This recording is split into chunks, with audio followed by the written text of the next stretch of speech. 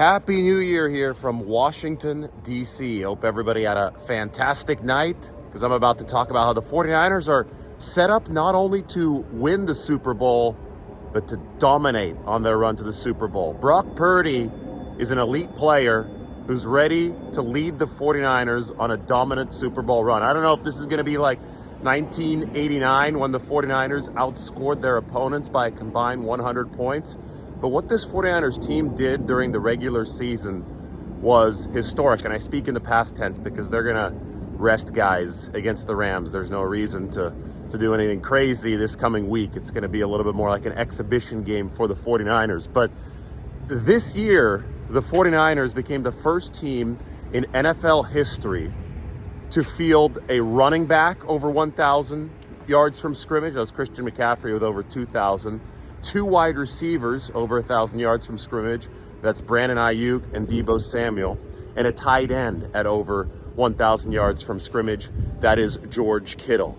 All the while, the quarterback distributing the ball to them, Brock Purdy, set a 49ers franchise record. And this is a franchise that's featured Joe Montana and Steve Young. 4,280 yards. Nobody's ever thrown for more than Brock Purdy. So they obviously have a historically good offense, with Purdy the most efficient quarterback in the NFL by a mile. On top of that, the 49ers have been playing top 10 defense. I think the defense hasn't been quite as good as some people thought it could be on the overall, but look at the way that this is set up.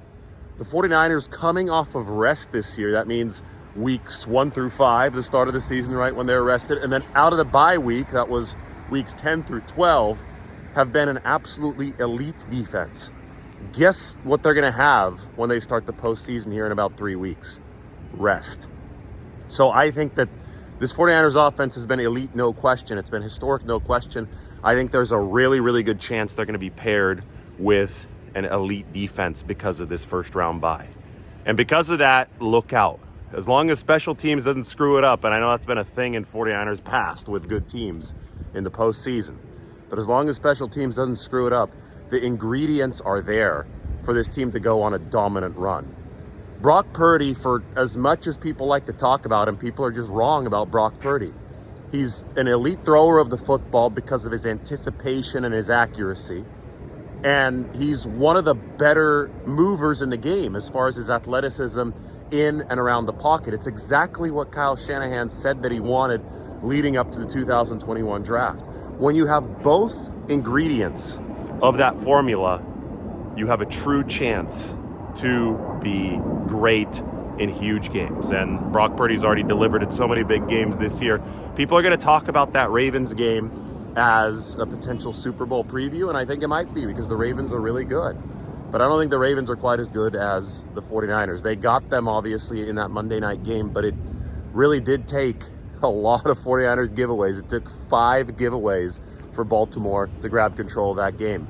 And while they probably did put on the pressure that forced at least a couple of them, you can't count on 5 repeating themselves against a team like the 49ers, who were the NFL low in giveaways entering that game. At some point, a fluke is a fluke, and you move on. And there are a couple batted interceptions in that football game that are not likely to happen again. The 49ers also ripped off chunk play after chunk play after chunk play against Baltimore.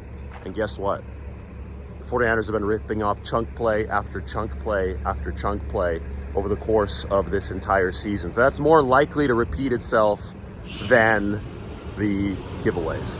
Now, the 49ers have already dominated the best potential competition in the NFC except for Detroit.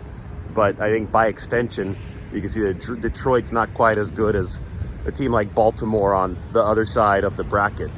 Maybe I'm being kind to Detroit by saying not quite as good, because Baltimore was dominant over the Ravens in a win at home. But it's just hard for me to see anybody from the NFC being able to step up and challenge a rested 49ers team that it is also healed, right? Because they could get Eric Armstead back. They're obviously looking to heal up Christian McCaffrey.